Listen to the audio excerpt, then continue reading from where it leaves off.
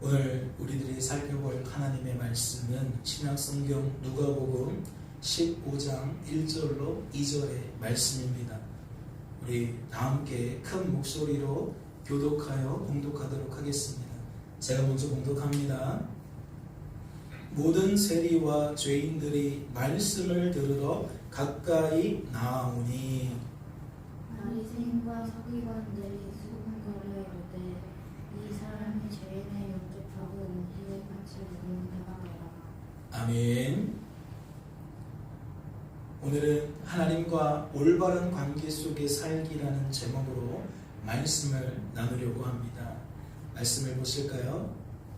또 이르시되 어떤 사람에게 두 아들이 있는데 그 둘째가 아버지에게 말하되 아버지여 재산 중에서 내게 돌아올 분깃을 내게 주소서 하는지라.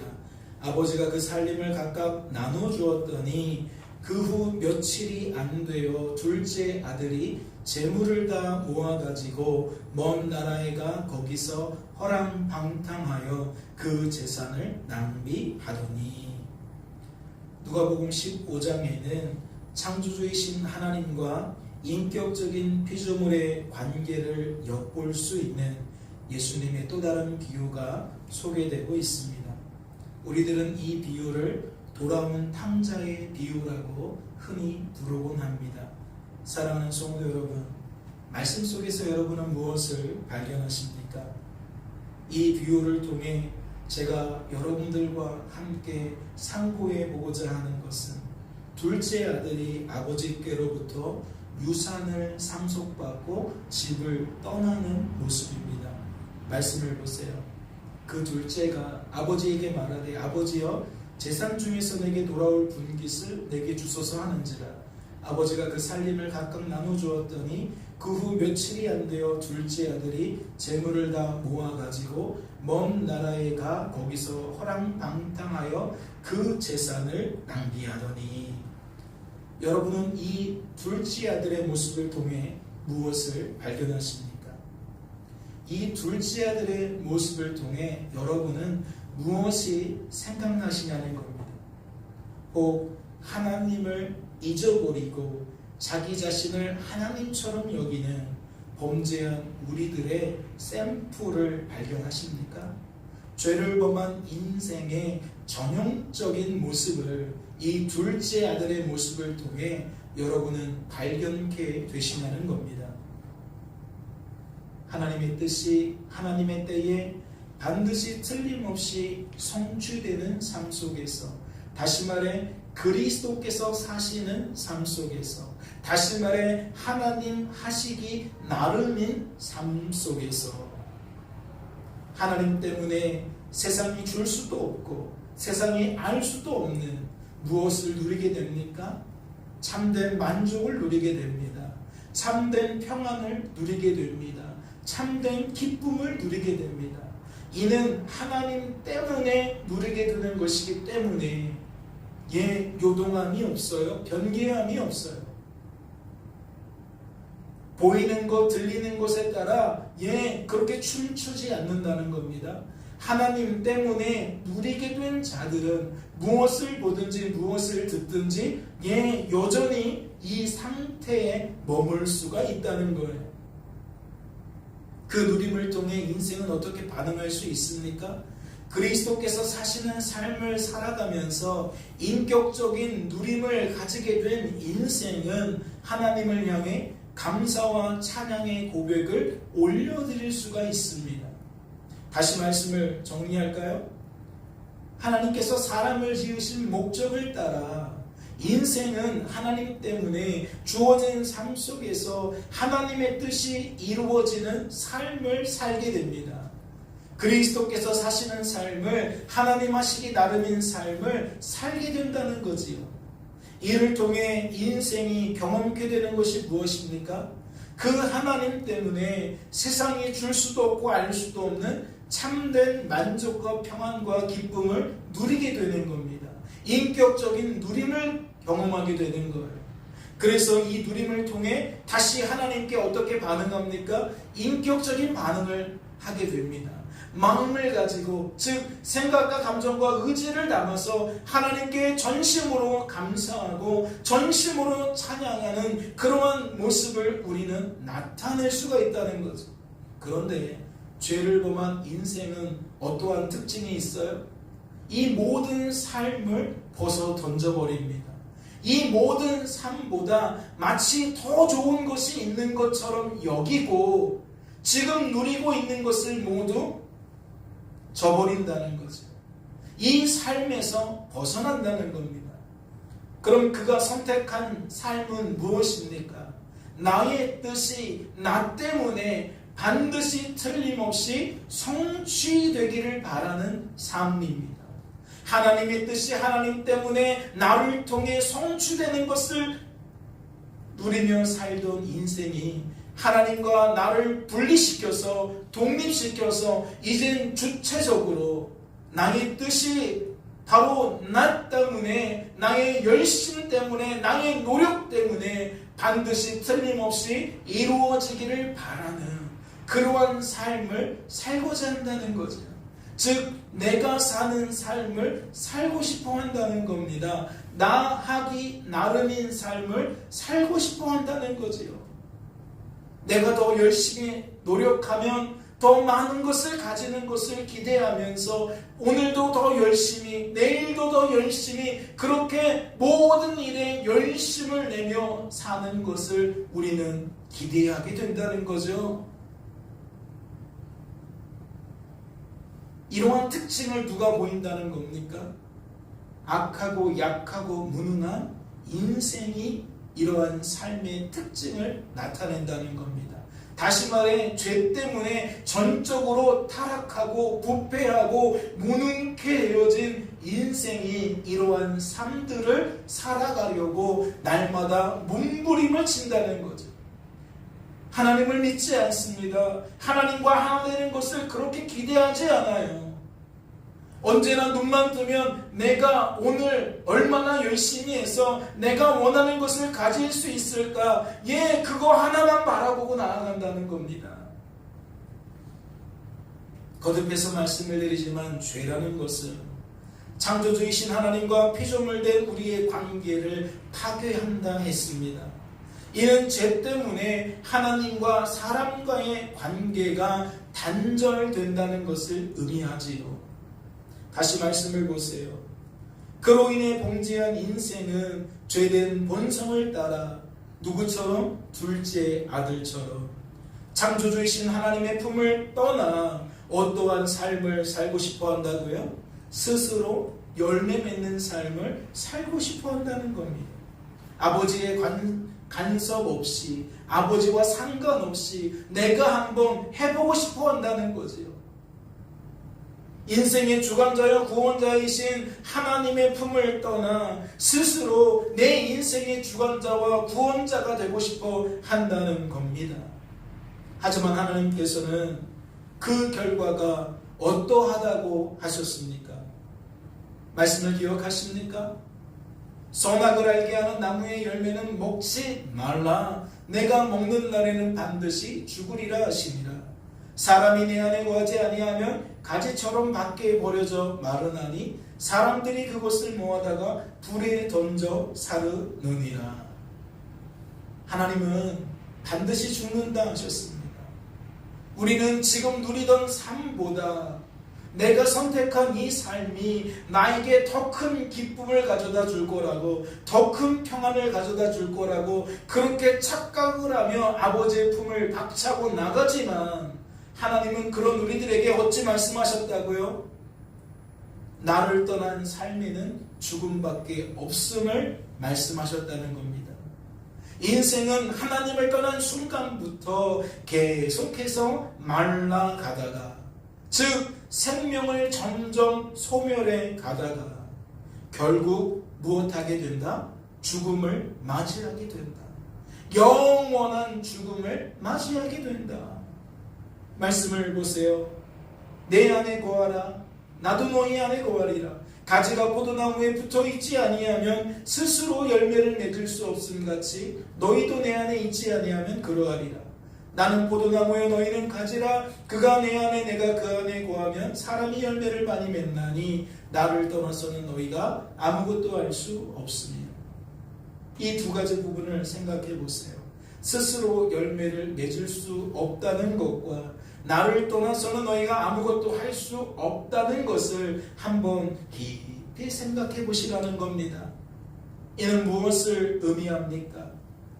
범죄한 우리들은 자신의 뜻을, 자신의 열심을 통해 날마다 성취해 보려고 애를 쓰고 또 애를 써보지만 결국 어떠한 삶을 살게 된다? 하나님의 뜻이 하나님의 열심을 통해 성취되어지는 삶을 살게 된다. 그러면 하나님의 뜻이 무엇입니까?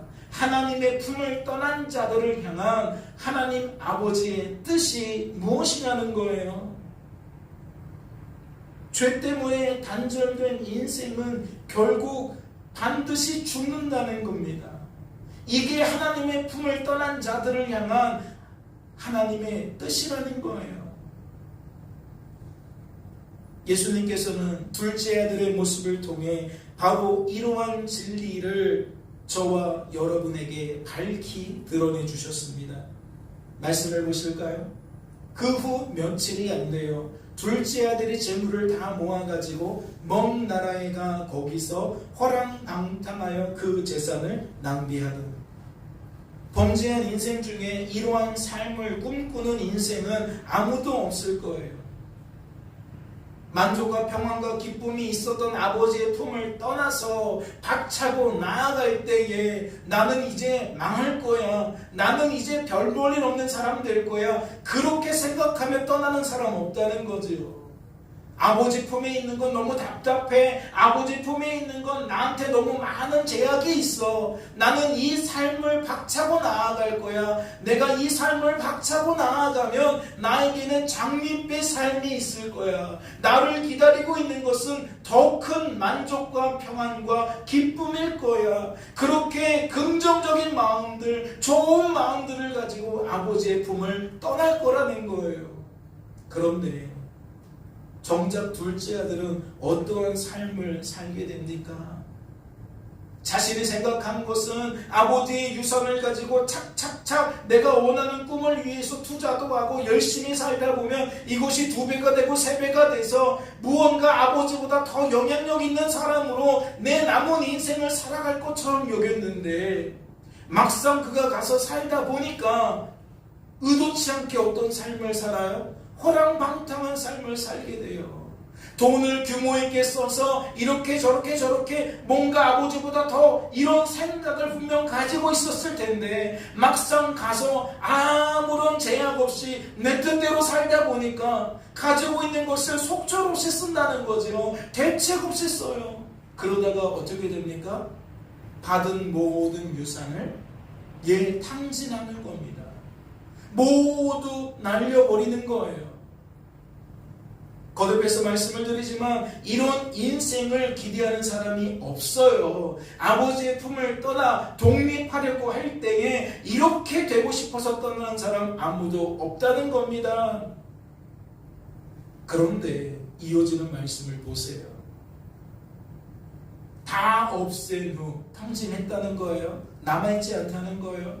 어떤 일이 찾아옵니까? 그 나라에 하필 이 아들이 떠난 그 나라에 크게 흉년이 들어 그가 비로소 궁핍한지라. 가서 그 나라 백성 중 한 사람에게 붙여 사니 그가 그를 들러보내어 돼지를 치게 하였는데 그가 돼지 먹는 쥐염 열매로 배를 채우고자 하되 주는 자가 없는지라. 무엇을 발견하게 되십니까? 마치 이런 얘기예요.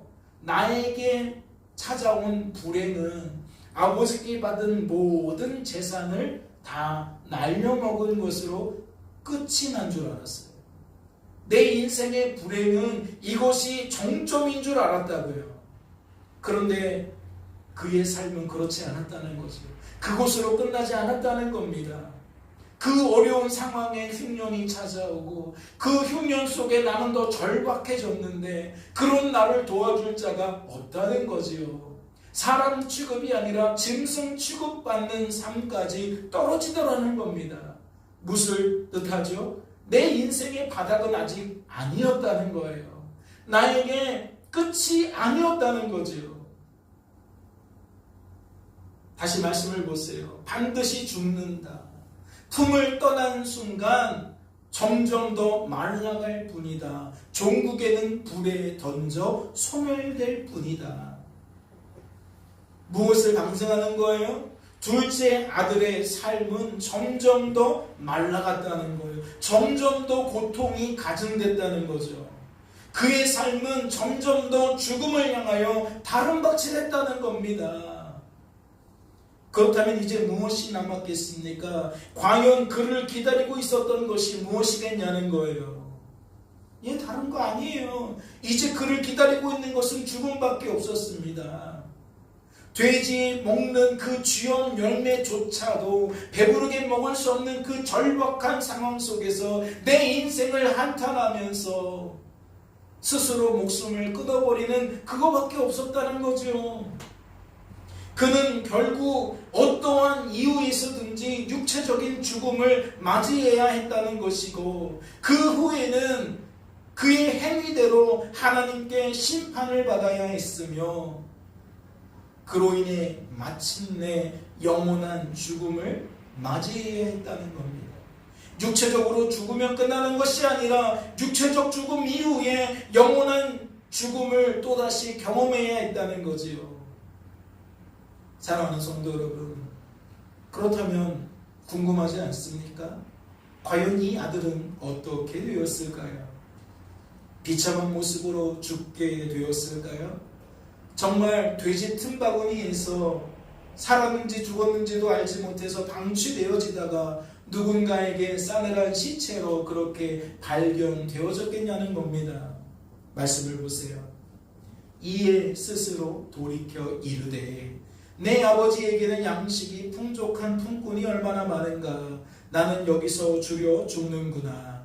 내가 일어나 아버지께 가서 이르기를 아버지, 내가 하늘과 아버지께 죄를 지었사오니 지금부터는 아버지의 아들이라 일컬음을 감당하지 못하겠나이다.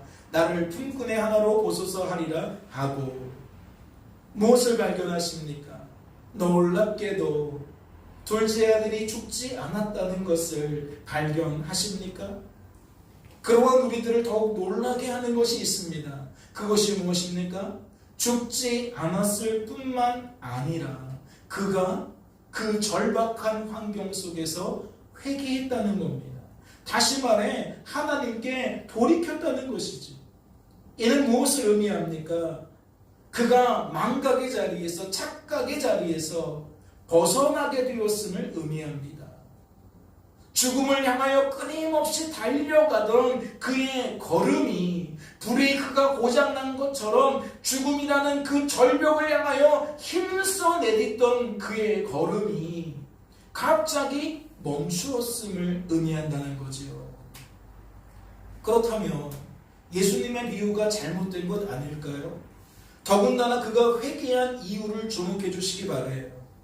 말씀은 어떻게 소개합니까? 이에 스스로 돌이켰다고 소개합니다. 내가 하늘과 아버지께 죄를 지었사오니 라고 그가 그의 죄를 깨닫고 인정하고 고백하고 있다고 소개한다는 거예요.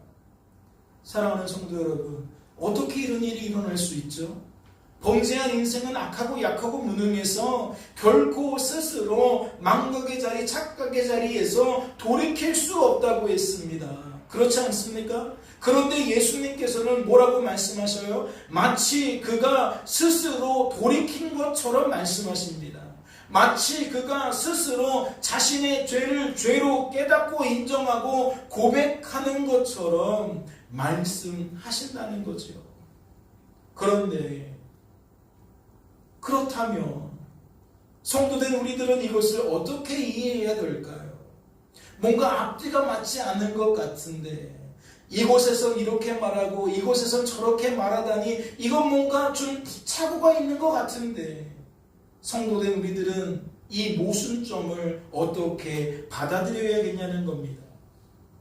이것을 바르게 이해하기 위해서는 예수님께서 이러한 비유를 말씀하신 배경을 이해해야 합니다. 말씀을 보세요.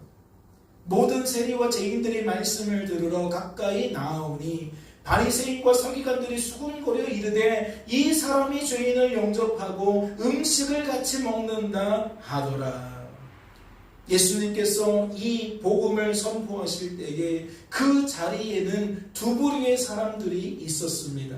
하나는 바리새인과 서기관들이었고 다른 하나는 세리와 죄인들이었습니다. 그들은 각각 자신들의 삶에 대해서 어떠한 이해를 가지고 있었습니까? 주어진 삶의 결과에 대해서 그들은 어떻게 반응을 하고 있었냐는 겁니다. 말씀을 보세요. 두 사람이 기도하러 성전에 올라가니 하나는 바리새인이요 하나는 세리다. 바로 그 두 종류가 나오죠. 그들이 주어진 삶을 어떻게 여겼는지 말씀 속에서 발견해 보시기 바랍니다. 바리새인은 서서 따로 기도하여 이르되 하나님이여 나는 다른 사람들 곧 토색 불이 간음을 하는 자들과 같이 아니하고 이 세리와도 같이 아니함을 감사하나이다. 나는 일해에 2번씩 금식하고 또 소득의 11조를 드리나이다 하고 세리는 멀리 있어서 감히 눈을 들어 하늘을 쳐다보지도 못하고 다만 가슴을 치며 이르되 하나님이여 불쌍히 여기소서 나는 죄인으로소이다 하였느니라. 바리새인과 세리는 각각 주어진 삶의 결과를 어떻게 받아들이고 있습니까? 그들은 하나님께서 하신 일을 하나님께서 하신 일로 깨닫고 있습니까? 아니면 하나님께서 하신 일을 내가 한 일로 깨닫고 있습니까? 바리새인은 죄인입니다. 세리도 죄인입니다. 그들 중에 죄인이 아닌 사람은 없어요. 무엇을 말하려는 거죠? 그들 중에 아무도 악하고 약하고 무능하지 않은 존재들은 없다는 겁니다. 그렇다면 바리새인을 보세요. 그가 그러한 자신의 민낯을 자각하고 있습니까?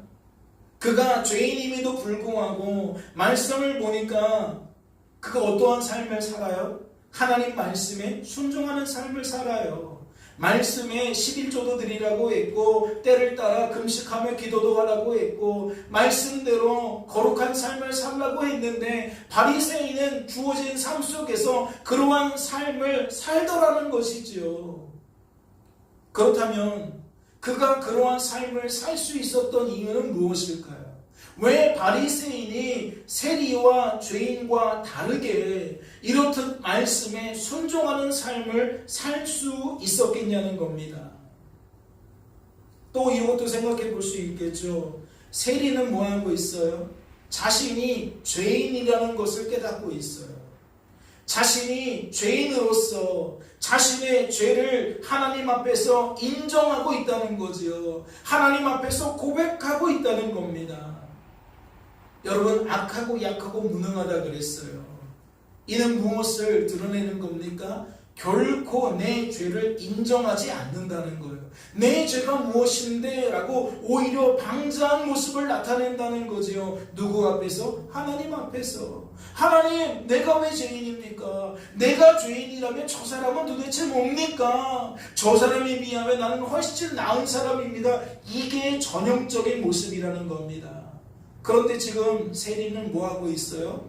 마치 자신이 가장 많은 죄를 지은 사람처럼, 하나님 앞에서 가장 불충한 사람처럼 바짝 고개를 엎드려서 하나님께 나를 불쌍히 여겨달라고, 내가 죄인입니다 라고 깊이 있는, 아주 깊이 있는 진심이 우러나는 회개를 하고 있는 거예요.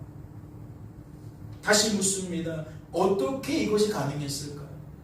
죄인은 그 죄된 본성을 따라 이런 류의 삶을 살지 않는데 어떻게 그는 이러한 삶을 살 수 있었겠냐는 거예요. 사실 바리새인이나 세리나 모두 하나님께 은혜 받은 결과인 줄로 믿습니다. 다시 말해 하나님께서 하신 일이라는 거지요. 하나님께서 순종하는 삶을 살아갈 수 있도록 만드셨다는 것이고, 자신의 죄를 죄로서 깨닫고 인정하고 고백하도록 만드셨다는 겁니다. 그렇다면 그들은 주어진 삶의 결과를 어떻게 받아들여야 합니까? 감사로 받아들여야 합니다. 자격 없는 우리들이 이러한 삶을 살 수 있게 하신 것이 은혜라는 것을 깨닫고 바짝 엎드려서 하나님께 감사하며 살아가야 된다는 거지요. 그런데 세리는 그러한 삶들을 살고 있는 것 같은데 바리새인들은 어떻게 보이십니까? 말씀을 보실까요? 모든 세리와 죄인들이 말씀을 들으러 가까이 나아오니 바리새인과 서기관들이 수군거려 이르되 이 사람이 주인을 영접하고 음식을 같이 먹는다 하더라. 예수님께서 세리와 죄인들과 교제하며 음식을 같이 먹는 것을 보고 바리새인과 서기관들이 수군거린 이유가 무엇일까요? 뒤에서 종알종알 나쁜 말들을 뱉은 이유가 무엇이겠냐는 겁니다. 어째서 그들은 예수님처럼 세리와 죄인들과 교제하며 음식을 같이 먹으려고 하지 않았냐는 거죠. 이는 자신들이 그들과 다른 부류라고 생각했기 때문입니다. 다시 말해 자신들은 열매 맺는 사람들이고 저들은 열매 맺지 못한 사람들이라는 거죠. 자신들은 하나님 앞에서 순종의 열매를 맺었다는 것이고 저들은 하나님 앞에서 불순종의 열매를 맺었다는 거예요. 그러니 나와 저들은 같다 다르다? 다르다는 거죠. 다르니 같이 먹을 수 없다는 겁니다. 같이 먹으면 나도 저들처럼 되니까, 같이 먹으면 나도 오염되니까 나는 저들과 같이 먹을 수 없다는 얘기예요. 그렇다면 우리들은 또다시 무엇을 생각해 보아야 합니까? 정령 가지가 열매 맺는 비결이 무엇인지 생각해 보아야 합니다. 비결이 가지에게 있었습니까? 하나님은 동일한 은혜를 주셨는데 가지가 좋으냐 나쁘냐에 따라서 누군가는 열매를 맺고 누군가는 열매를 맺지 못한 건가요? 결국 열매를 맺고 맺지 못하는 것은 가지의 책임이지 나무의 역할이 아닌 겁니까? 그렇지 않죠. 열매 맺는 비결은 나무에게 있는 겁니다. 그 가지를 돌보는 농부이신 하나님께 있다고요. 이는 무엇을 의미하는 겁니까? 하나님만 하나님이라는 거예요. 인생의 주관자와 구원자는 오직 하나님이라는 거죠. 그런데 바리새인과 서기관들이 세리와 죄인들을 판단할 수 있습니까? 그들을 정죄할 수 있어요? 그러한 자격이 그들에게 있었겠냐는 겁니다. 그럴 자격이 없는 거예요. 하지만 그럼에도 불구하고 그들이 뒤에서 수근수근 거렸다는 것은 무엇 때문이겠습니까? 그리 여기지 않았다는 거지요. 그들의 생각은 남으로부터 저들이나 우리나 동일한 은혜를 받았는데 나는 순종했고 저 사람은 불순종했다고 여겼다는 거예요. 저 사람도 얼마든지 나와 같이 순종할 수 있는데 저 사람은 순종하지 않았다는 것이죠.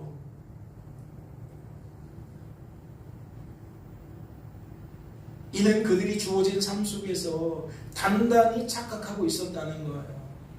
내 안에서 역사하신 하나님을 기억하지 못하고 오직 내가 나밖에 몰랐다는 거예요. 나는 했고 너도 할 수 있는데 왜 나는 되었고 너는 안 되었을까? 이건 내가 더 노력했을 것이고 너는 노력하지 않아서일 거야. 우리가 사람 대 사람의 논리로 그렇게 정죄하고 판단한다는 거죠.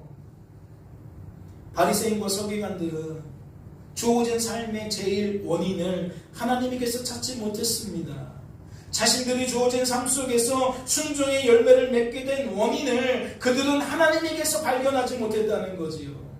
이러한 인생은 어디에서 그 이유를 발견합니까? 나에게서 발견합니다.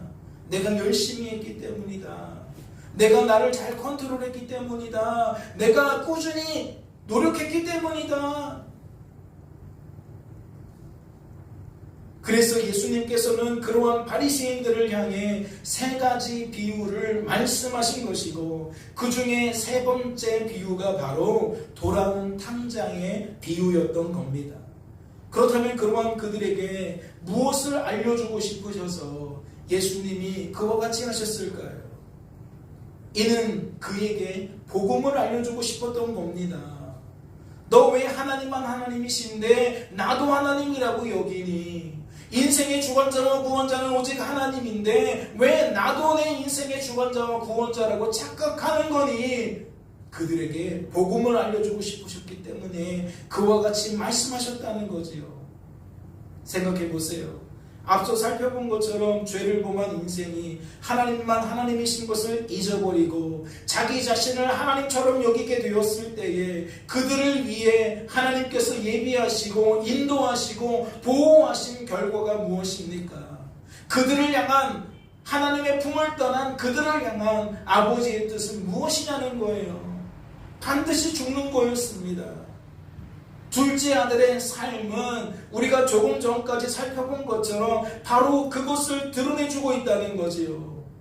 그렇다면 복음을 오해하고 있었던 바리새인과 서기관들은 이 비유를 들을 때에 둘째 아들을 누구라고 생각했겠습니까? 그들은 죄에 대한 하나님의 심판을 통해 멸망당하게 될 둘째 아들을 누구라고 생각했겠냐는 거예요. 뻔하죠. 둘째 아들은 저 세리들이다, 저 죄인들이다 그리 여겼을 겁니다. 결코 나라고 생각하지 않았을 거예요. 그들은 이에 스스로 돌이켜라는 말씀을, 이에 스스로 회개해야 된다는 말씀을 누구에게만 적용했다? 여전히 죄인과 세리들에게만 적용했다. 지금 그런 이야기를 하고 있는 거죠.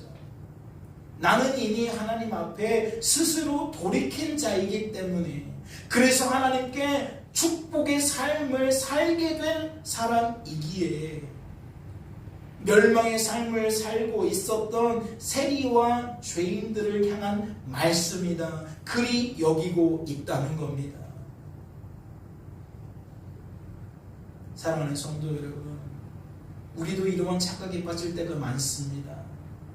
마치 나는 이미 스스로 돌이킨 것처럼 여기는 그러한 착각에 빠져서 살 때가 많다는 거죠.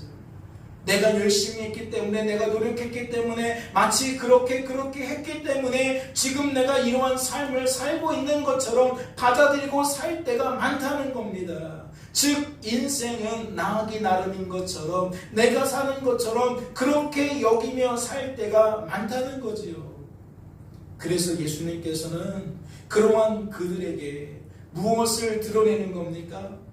둘째 아들은 세리와 죄인들일 뿐만 아니라 뒤에서 수군거리고 있는 너희들도 둘째 아들이다 라고 말씀하시는 겁니다. 예전부터 너희들은 둘째 아들이었고 지금도 그러한 처지가 달라지지 않았고 앞으로도 이러한 너희들의 입장은 달라지지 않을 것이다.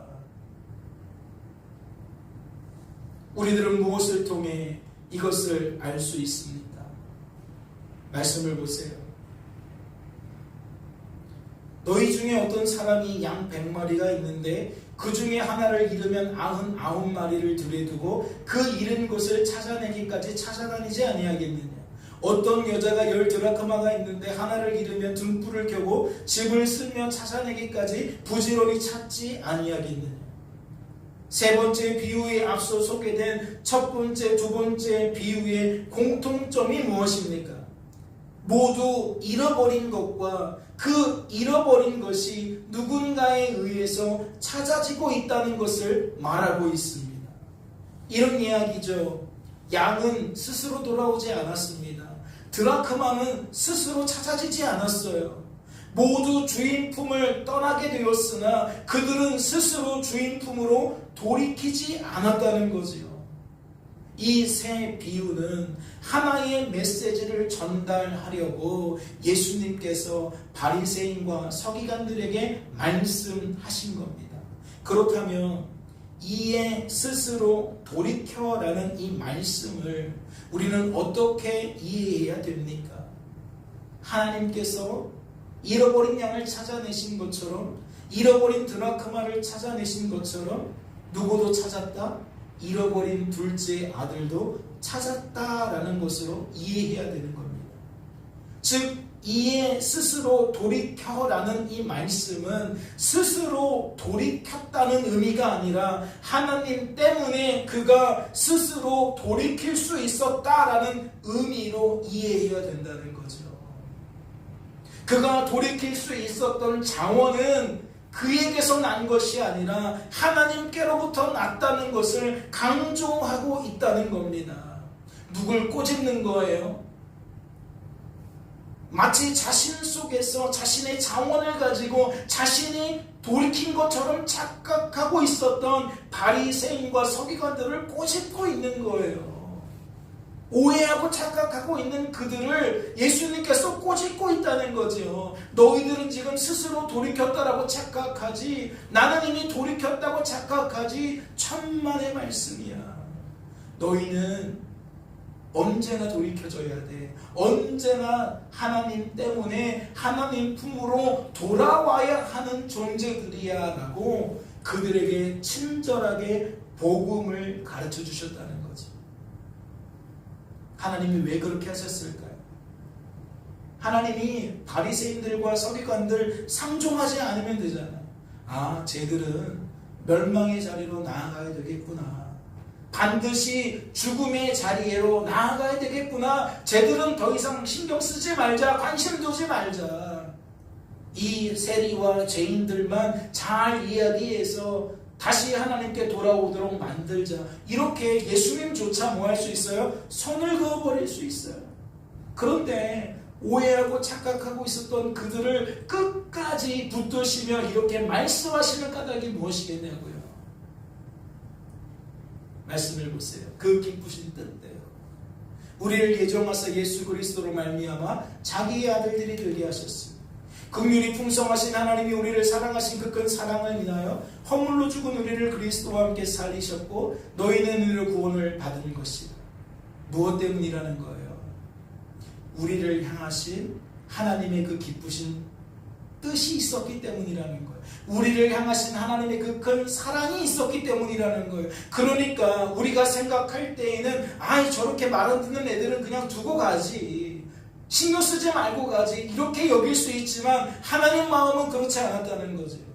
나는 저들을 버릴 수 없어. 왜? 나는 저들을 너무나도 사랑하니까. 나는 저들을 반드시 구원해내고 싶으니까 하나님은 그럴 수 없었다는 거예요. 그러니까 오해하고 착각하고 있는 사람들을 내버려 두는 것이 아니라 끊임없이 하나님의 품으로 돌아올 수 있도록 하나님은 이렇게 저렇게 알려주신다는 거지요. 사랑하는 성도 여러분, 이제 말씀을 맺고자 합니다. 이 아들이 결국은 아버지 품으로 돌아와요. 하나님 때문에 돌아옵니다. 그러자 어떠한 풍경이 나타납니까? 이에 일어나서 아버지께 돌아간다 그랬죠? 아직도 거리가 먼데. 그러니까 저기에 점처럼 아빠가 보인다는 거예요. 저기에 저게 아버지인지 아버지가 아닌지 구별하지 못할 정도로 점처럼 보인다는 거예요. 그런데 아버지가 누굴 알아봐요? 그 자식을 알아봐요. 둘째 아들을 알아봐요. 그리고 어떻게 반응합니까? 저런 배은망덕한 놈하고 야 빨리 문 닫아. 집 나가 내가 돌아온다. 집에 못 들어오도록 꽁꽁 잠가버려. 지금 그렇게 반응합니까? 아니죠. 오히려 적극적으로 달려가서 그를 불쌍히 여기고 그를 끌어안고 입을 맞추며 그를 향한 사랑을 표현합니다. 자, 이제 무엇을 깨달아야 됩니까? 사랑하는 성도 여러분, 우리들은 찾아진 자들입니다. 이건 이 존재됨은 결코 변하지 않아요. 하나님 때문에 찾아진 자들이라는 이 존재됨은 우리가 이 땅에서 이 죄된 육신을 벗을 때까지 결코 달라질 바 없습니다. 즉 하나님 때문에 날마다 멸망의 자리에서 건져지는 자들이라는 이 아이덴티티는 결코 달라지지 않는다는 거예요. 오늘도 우리를 이 예배의 자리로 부르신 목적이 뭡니까? 이 말씀, 즉 이 복음을 듣게 하신 목적이 무엇이겠습니까? 여전히 우리들은 찾아져야 되기 때문입니다. 돌이켜져야 되기 때문입니다. 여전히 건져져야 되기 때문이라는 거예요. 다시 말해 하나님께서 오늘도 우리를 이 자리로 부르시고 하나님을 예배하게 하시고 찬양하게 하시고 말씀 듣게 하신 까닭은 복음이 무엇인지 오해하지 않도록 착각하지 않도록 우리를 붙들어 주시기 위함이라는 거죠. 결코 우리들이 남들과 달라서가 아니라는 겁니다. 결코 우리들이 남들보다 나아서가 아니라는 거죠. 그러니 결코 우리들은 바리새인과 서기관들처럼 누구는 이렇다더라 누구는 저렇다더라 남들을 비방하고 판단하는 일에 우리의 입술을 사용할 필요가 없는 겁니다. 사용할 까닭이 없는 거예요. 오직 우리를 불쌍히 여기시고 방황하는 우리들을 주님의 품으로 돌이켜주신 하나님의 은혜를 떠올리면서 감사밖에 할 게 없는 거예요. 아이고 쟤는 어떻게 저런 사람들을 살지? 아이고 저 사람 보면 참 진짜 저건 사람도 아니야. 천만에요. 그 모습을 보면서 아 나도 저런 모습인데 하나님이 나를 불쌍히 여겨서 내가 지금 이 모양 그래도 이 모양으로조차 살 수 있게 되었구나. 하나님이 나를 붙들어주지 않으면 나는 더 바닥으로 가라앉을 건데 하나님이 나를 건져주셔서 그래도 이렇게 사람 모습하며 살고 있는 거구나. 예, 생각이 달라져야 돼요 여러분.